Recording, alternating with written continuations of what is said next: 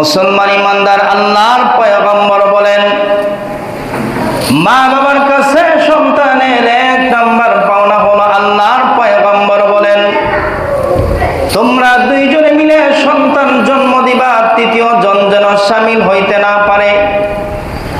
আল্লাহর পয়গম্বরকে সাহাবায়ে কেরাম বললেন, ওগো আল্লাহর পয়গম্বর, আমরা তো জানি স্বামী স্ত্রী দুইজনে মিলে আমরা সন্তান জন্ম দিই, তাহলে তৃতীয় জন আবার কে?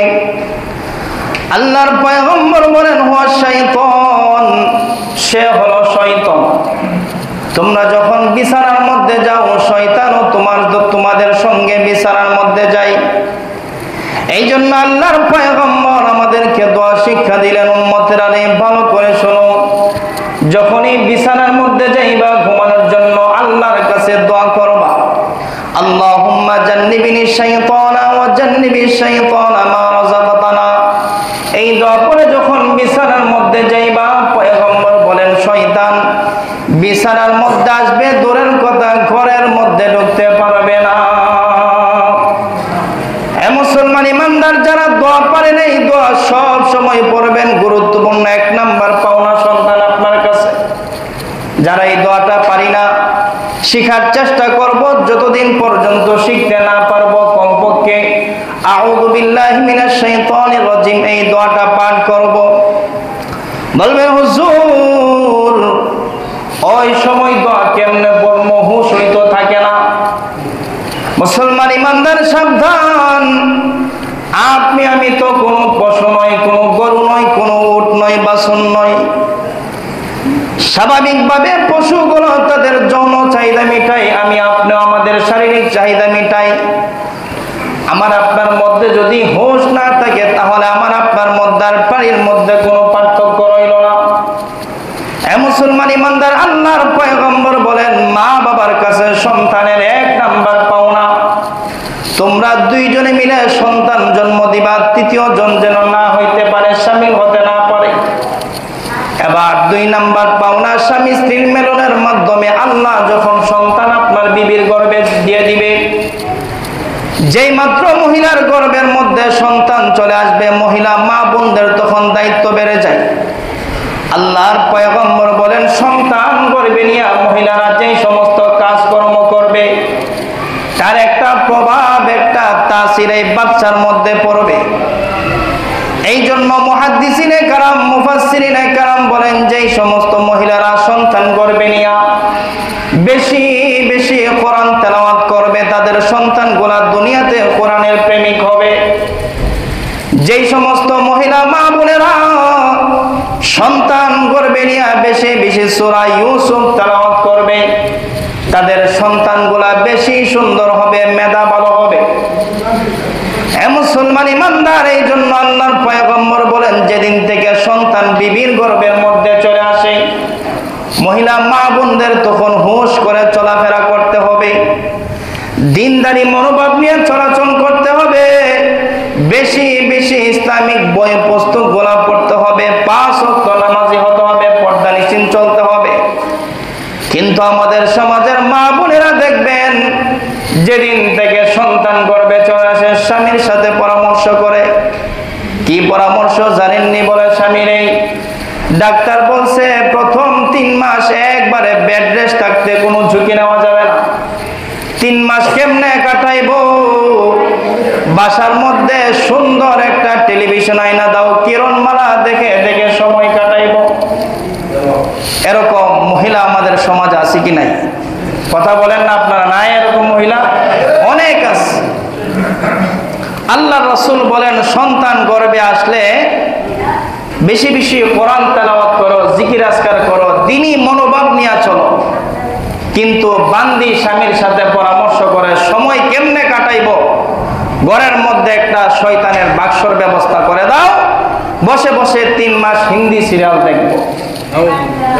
এখন আপনাদের কাছে প্রশ্ন, যেই মহিলা সন্তান আসার সাথে সাথে এই সমস্ত বেপরদা চলাচল করবে, এই সমস্ত নাজায়েজ জিনিস দেখবে, তার সন্তান কি জিন্দেগিতে ভালো হবে? কথা বলেন, ভালো হবে? ভালো হবে না। এই জন্য যে সমস্ত যুবক ভাইয়েরা আমরা নতুন বিয়ে শাদী করছি, যদি জানেন আপনার বিবি সন্তান সম্ভব না, তখন থেকে তাকে একটু সতর্কতার সাথে চলাচল করেন, তাকে দ্বীনদারি মনোভাব নিয়ে চলাচল করেন, পর্দার সাথে চলাচল করার ব্যবস্থা করে দেন, নামাজি বানায় দেন, পর্দানিশীন হয়ে চলার ব্যবস্থা আপনি করে দেন। মনে রাখবেন, এই মহিলা সন্তান গর্ভে নিয়ে যা যা করবে আপনার বাচ্চার উপর কিন্তু এর একটা প্রভাব পড়বে। সন্তান কিন্তু এখনো দুনিয়াতে আসে নাই, মা বাবার পাওনা শুরু হয়ে গেছে। আস্তে আস্তে সন্তান যখন দুনিয়ার মধ্যে আসবে, রাসূল বললেন সন্তান যখন দুনিয়ার মধ্যে আসবে তখন প্রতিটা বাবার দায়িত্ব হচ্ছে 4টা কাজ গুরুত্বর সহকারে আদায় করা। আল্লাহর পয়গম্বর বলেন, যেদিন সন্তান দুনিয়ার জমিনে ভূমিষ্ঠ হয়ে যাবে, ওই দিন সন্তানের ডান কানে আযান আর বাম কানে ইকামতের ব্যবস্থাটা বাবার করতে হবে। দুনিয়াতে আসার পর সন্তানের প্রথম পাওনা বাবার কাছে।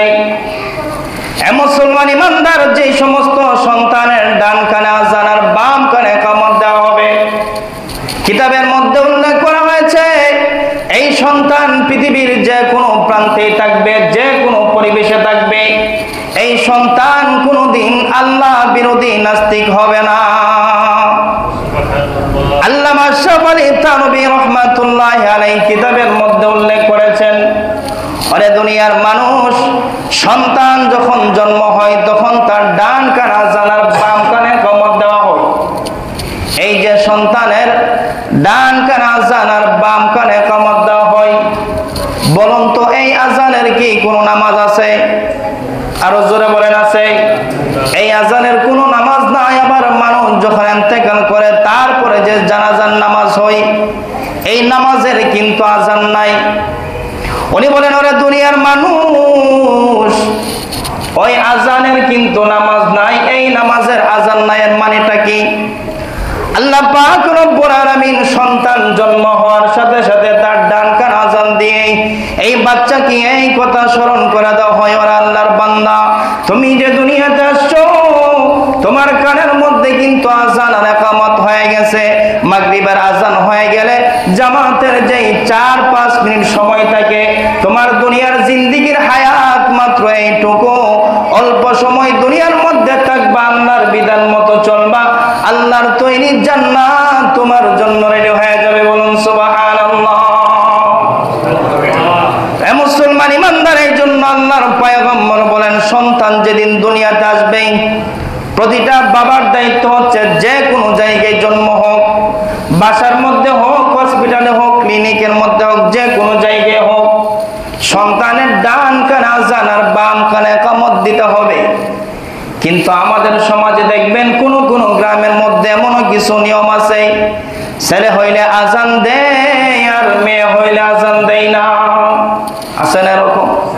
অনেক জায়গার মধ্যে দেখবেন ছেলে হইলে আযান দেয় 14 গ্রামের মধ্যে মিষ্টি বিলাই, কিন্তু মেয়ে হইলে মুখটা একবারে বাংলার পাশের মতো হয়েছে। কেন? আমি একবার দেখলাম, আমি যে রোজিং থাকতাম জাগির বাড়িতে, ওনার ছেলের ঘরে ছেলে হইছে। তো যেই মাত্র শুনছে ছেলে হয়েছে, সাইদুন একটা দৌড় দিছে, দৌড় দিয়া বড়ি গাছের নিচে চলে গেছে। তো আমি চিন্তা করলাম, হঠাৎ করে দৌড় দিয়া কই গেল? গিয়া দেখলাম যে একটা বড়ি গাছের নিচে গেছে। বড়ি গাছের নিচে গিয়া উনি ডালের মধ্যে ধরে জোরে একটা ঝাঁকি দিছে, অনেকগুলো বড়ি পড়ছে।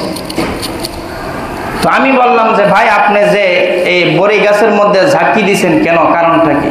উনি বলেন, হুজুর আমি তো জানি না, আমার দাদা আমার শিখাইছে, ছেলে হইলে কি করতে হইব, বড়ি গাছের মধ্যে ঝাঁকি দেওয়া লাগবে। তো আমি বললাম, আপনার দাদা কোথায়? ঘরের মধ্যে। তো গিয়ে দেখলাম 80 বছরের মুরব্বী।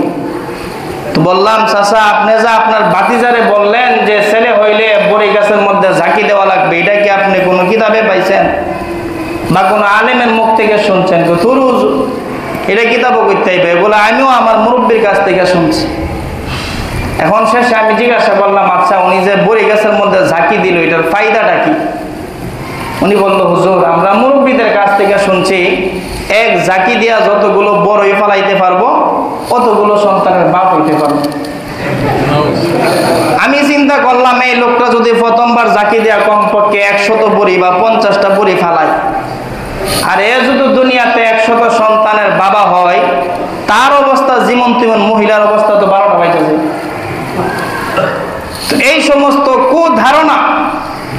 ছেলে হইলে আপনি গিয়া বড়ি গাছের মধ্যে ঝাঁকি দিবেন, আর মেয়ে হইলে আপনি আজানই দিবেন না।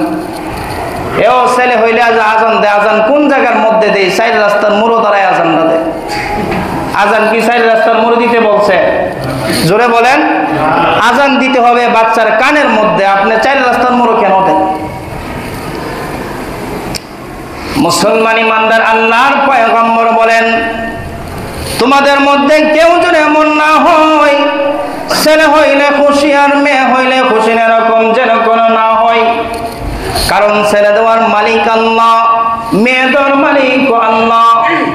বরং যদি আপনি হাদিসের মধ্যে তাকান, আল্লাহর পয়গম্বর বলেন, দুনিয়ার জমিনে যখন কোনো কন্যা সন্তান ভূমিষ্ঠ হয়, আল্লাহ পাক রব্বুল আলামিনের পক্ষ থেকে আসমান থেকে একদল ফেরেশতা জমিনের মধ্যে নাজিল হয়।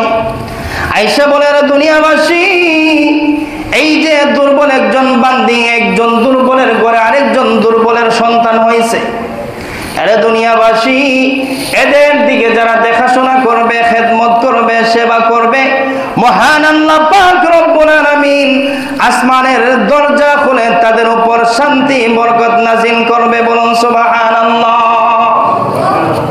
আল্লাহর পয়গম্বর বলেন, 3 কন্যা সন্তানের বাবা যে হবে সে জান্নাতি।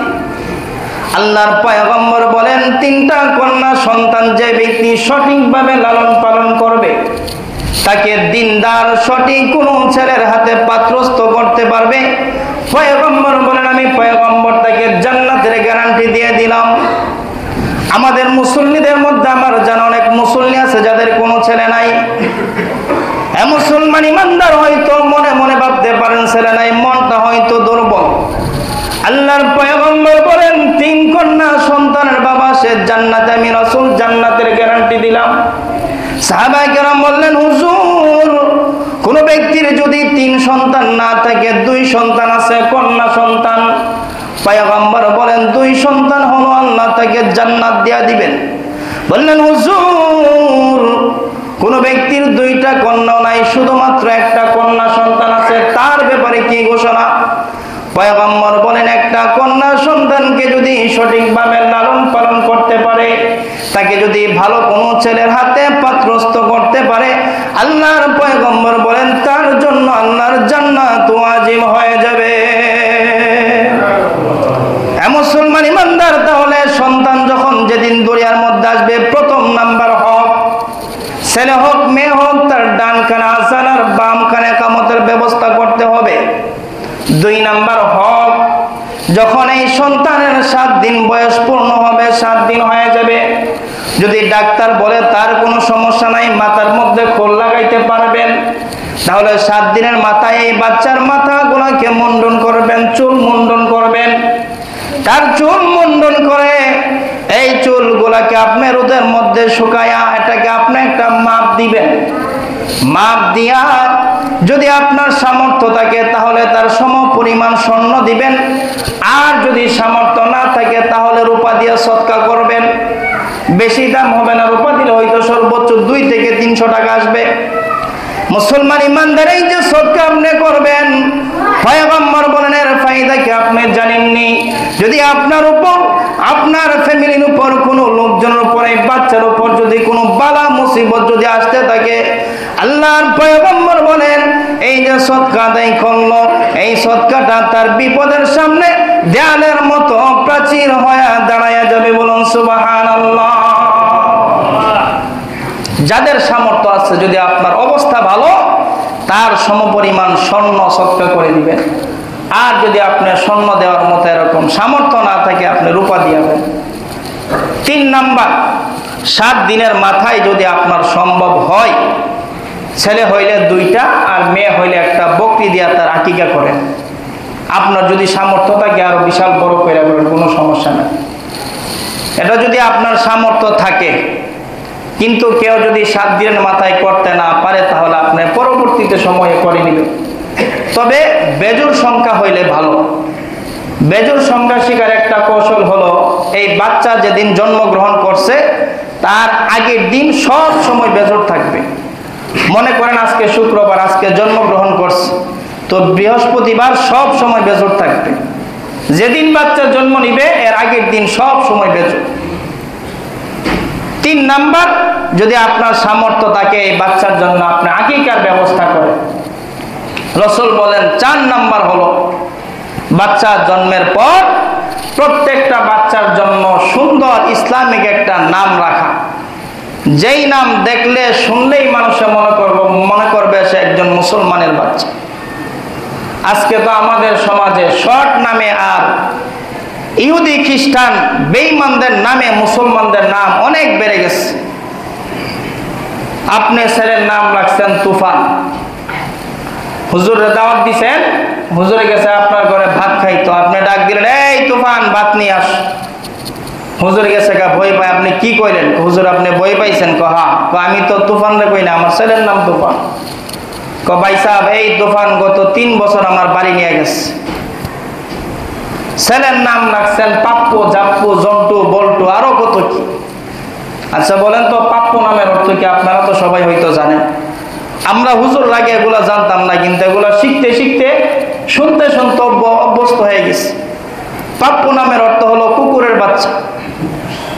এখন আপনি চিন্তা করেন, যেই সন্তানের নামের অর্থই হলো কুকুরের বাচ্চা, তার কাছ থেকে কি মানুষের আচরণ আশা করা কি সম্ভব? সম্ভব না। যদি আপনি সন্তানের একটা ভালো নাম রাখেন, ফায়দাটা কি দেখেন, সন্তান যে কোনো জায়গার মধ্যে যাবে, যখন দেখবে তার নামটা অর্থের দিক থেকে পরিপূর্ণ, তখন সন্তান মনে মনে বলবে আমার মা বাবা যদিও মূর্খ কিন্তু আমাকে সুন্দর একটা নাম রাখছে। আর নাম রাখলেন পাপ্পু, বিউটি, কিউটি, সিউটি, আরো যত কিছু আছে, যেই নামের কোনো অর্থ নাই, আকাশ বাতাস। তো বলেন এই ছেলেটা যে কোনো জায়গার মধ্যে যাক, যদিও তার নামটা আধুনিক, কিন্তু তার মনের মধ্যে কষ্ট লাগবে, কি নাম রাখলো, যেই নামের কোনো অর্থ খুঁজে পাই না। মনে রাখবেন, যেই নাম রাখবেন নামের একটা আসর কিন্তু এই সন্তান উপর পড়বে। আল্লাহর পয়গম্বর বিশ্বনবী যখন হিজরত করে মদিনার মধ্যে গেলেন, আল্লাহর পয়গম্বর মদিনার মধ্যে আগমন করার সাথে সাথে একজন মহিলা আসলো, ইয়া রাসূলুল্লাহ, ইয়া হাবিবাল্লাহ, ও আল্লাহর নবী, আমি শারীরিক এবং মানসিকভাবে সব সময় অসুস্থ থাকি, রোগী থাকি। ও আল্লাহর পয়গম্বর, আপনি আমার জন্য দোয়া করেন, আল্লাহ যেন আমাকে সুস্থতা দান করে। পয়গম্বর বলেন, মহিলা গো, তোমার নাম কি? মহিলা বলল, আমার নাম হলো মারিদাতুন, যেই নামের অর্থই হলো রোগী, অসুস্থতা। আল্লাহর পয়গম্বর বলেন, মাগো মা, তোমার নামের অর্থই হলো রোগী, অসুস্থতা। এই জন্য মানুষ তোমাকে মারিজা রোগী বলতে বলতে আর তাসির তোমার উপরে পড়ে গেছে, তুমি এমনিতে অসুস্থ হয়ে গেছো। আল্লাহর পয়গম্বর বলেন, মা, আমি তোমার নামটা পরিবর্তন করে নাম রেখে দিলাম সালিমাতুন। সালিমাতুন অর্থ হলো নিরাপদ, সুস্থ। মুসলমান ইমানদার পয়গম্বর যখন এই নাম রেখে দিলেন, বললেন সব জায়গার মধ্যে ঘোষণা করে দাও আমার নাম এখন থেকে সালিমা। এই মহিলা 3 মাস পরে পয়গম্বরের কাছে এসে বলেন, ইয়া রাসূলুল্লাহ, ইয়া হাবিবাল্লাহ, ও আল্লাহর নবী, এখন আমি শারীরিক এবং মানসিক সব দিকে আমি পরিপূর্ণ সুস্থ হয়ে গেছি। বলুন সুবহানাল্লাহ। এই জন্য যেই নাম রাখবেন নামের একটা তাসির আপনার মধ্যে পড়বে। আল্লাহ রাসূল বলেন, ইন্নাকুম তুদআউনা ইয়াওমাল কিয়ামাতি লিআসমাইকুম ওয়া আসমাই আবাইকুম, কিয়ামতের দিন তোমাদের নাম ধরে, তোমাদের বাবার নাম ধরে হাসরের মাঠে ডাকা হবে। এই জন্য তোমরা তোমাদের সন্তানদের সুন্দর উত্তম নাম রাখো। আল্লাহর কাছে সবচেয়ে প্রিয় নাম হলো আব্দুর রহমান, আব্দুল্লাহ। আব্দুল দিয়া যে নামগুলো আছে, আল্লাহর বান্দা, রহমানের বান্দা, এই সমস্ত নামগুলা রাখা। হাসরের মাঠে এরকম কিছু লোক থাকবে যে নামের বরকতে আল্লাহ তাদেরকে মাফ করে দিবে। তো কাজেই সন্তানের জন্য একটা ইসলামিক সুন্দর নাম রাখে, একটা সন্তান মা বাবার কাছে তার পাওনা। না জানলে হুজুরদের কাছ থেকে জেনে তারপরে নাম রাখবে। আমরা মুসলমান বাচ্চাদের নাম রাখতে হবে আরবি দিক থেকে চিন্তা করে। মুসলমান ইমানদার এই মোটামুটি পাওনার সন্তান বাবার কাছে। এরপরে সুন্দর নাম রাখলেন, সন্তান আস্তে আস্তে লালিত পালিত হচ্ছে, বড় হয়ে গেছে, মোটামুটি তার একটা পড়াশোনার বয়স হয়ে গেছে। রাসূল বলেন তোমরা তাদেরকে উত্তম আদর্শ, উত্তম তরবিয়ত তাদেরকে শিক্ষা দাও। এখন তো আমাদের অবস্থাটা কি একটু ভালো করে খেয়াল করেন। সন্তান 4 বছর 5 বছর হতে না হতে তাকে আপনি ইংলিশ মিডিয়ামে ভর্তি করে দিই। যত মিডিয়াম আছে সবগুলা মিডিয়ামের মধ্যে মাত্র 5 বছর বাচ্চা তাকে ভর্তি করে দিচ্ছেন। আমার কথা হলো, দুনিয়া চলতে গেলে আপনার সন্তান আপনার জেনারেলে পড়া দরকার আছে, অবশ্যই আছে, কিন্তু একটু বিবেক দিয়ে বলেন তো, আপনার সন্তান যদি 1 বছর পরে যদি এই মিডিয়ামে ভর্তি হয়, কোনো সমস্যা তো হবে না। আপনার সন্তানকে আপনি ডাক্তার বানান, উকিল বানান, ব্যারিস্টার বানান, ইঞ্জিনিয়ার বানান, সব কিছু বানান, কিন্তু বাচ্চা যখন পড়াশোনার উপযুক্ত হয়েছে তাকে আপনি কোরআন শিখান। প্রত্যেকটা মুসলমানের সবচাইতে বড় পরিচয় সে মুসলমান, সেই ইমানদার। সর্বপ্রথম তাকে মুসলমানিত্ব শিক্ষা দিতে হবে। এই বাচ্চাকে আপনি যখন তার পড়াশোনার বয়স শুরু, আপনি 1 বছরের জন্য নুরানি একটা মাদ্রাসায় ভর্তি করিয়ে দেন, তাকে কোরআন শিখান। 1 বছর পর্যন্ত, 1 বছর পড়লে অটোমেটিক তার কোরআন সহি শুদ্ধ হয়ে যাবে। হাফেজ বানানো লাগবে না, কিন্তু সহি শুদ্ধ যাতে পড়তে পারে। নামাজের মাসলা মাসাইল গুলা শিখান। 1 বছর পরে এবার যখন তার কোরআন শুদ্ধ, নামাজের মাসলা মাসাইল শুদ্ধ, এবার আপনি আপনার সন্তানকে ইংলিশ মিডিয়ামে পড়ান। আরো যত মিডিয়াম আছে আপনি সবগুলো পড়ান, কোনো সমস্যা নেই। লাভটা কি? যেদিন আপনি দুনিয়া থেকে চলে যাবে, কমপক্ষে আপনার এই সন্তান যদিও দুনিয়ার ইঞ্জিনিয়ার, কিন্তু আপনার নামাজ সহি শুদ্ধ করে সে পড়তে পারবে। আপনি কবরে চলে যাওয়ার পর আপনার ছেলে আপনার জন্য সূরা ইয়াসিন পড়ে দোয়া করতে পারবে, কিন্তু সন্তান 5 বছর হয়েছে, আপনি তাকে কোরআন শিখাইলেন না, নামাজ শিখাইলেন না, আপনি তাকে ইংলিশ মিডিয়ামে ভর্তি করে দিলেন। সন্তান দুনিয়ার জমিনে ইঞ্জিনিয়ার, ডাক্তার, তার বেতন লাখ লাখ টাকা, সন্তান কোরআন পড়তে পারে না, নামাজ পড়তে পারে না। এখন যখন আপনি চলে যাবেন, আপনার সন্তান তো আপনার জন্য নামাজ পড়া, আপনার জন্য দোয়া করতে পারলো। আপনি কবরে গেলে আপনার ইঞ্জিনিয়ার সন্তান আপনার জন্য 3 বার কুল হুয়াল্লাহ সূরা দোয়া পড়তে পারলো না। বলেন আপনার সন্তান ইঞ্জিনিয়ার হলে দুনিয়ার কি কাজে লাগলো? আপনার কি কাজে লাগলো? এই জন্য আপনার সন্তানকে আপনি যা খুশি তা বানান, সমস্যা নাই, কিন্তু প্রত্যেকটা বাচ্চাকে আপনি তার পড়াশোনার বয়স হইলে 1 বছরের জন্য, 6 মাসের জন্য আপনি তার কোরআনটা শিখান, তাকে নামাজের মাসলা মাসাইল গুলা শেখান, এটা তার হক। আপনি সন্তানকে এগুলা না শিখায় তাকে ইংলিশ মিডিয়ামে ভর্তি করে দিলেন, এই সন্তানই তো আল্লাহর কাছে আপনার বিরুদ্ধে অভিযোগ করবে, আল্লাহ আমাকে ইঞ্জিনিয়ার বানাইছে, ডাক্তার বানাইছে, ব্যারিস্টার বানাইছে, সব কিছু বানাইলো, কিন্তু আপনার কোরআন শিখার সুযোগ আমার মা বাবা আমাকে দেয় নাই। আমার বয়স এখন 70, এখন আমি কিভাবে শিখব? কাজেই আমরা যারা পিতা মাতা আছি, যাদের বাচ্চা কাচ্চা এখনো ছোট, আপনার উপর দায়িত্ব, আপনার সন্তান পড়াশোনার বয়স হইলে এদেরকে একটু কোরআন শিখান, নামাজের প্রাথমিক মাসালাগুলো শিখান। আল্লাহ পাক রব্বুল আলামিন আমাদের সবাইকে, যদি চাই যে আমি আপনি মুরব্বী হয়ে গেলে, বার্ধক্য হয়ে গেলে সন্তান আমাকে আপনাকে দেখাশোনা করুক, এই হকগুলো আপনাকে আদায় করতে হবে। আল্লাহ প্রত্যেকটা পিতা মাতাকে সন্তানের পাওনা পুরোপুরিভাবে আদায় করার তৌফিক দান করুন, বলুন আমিন।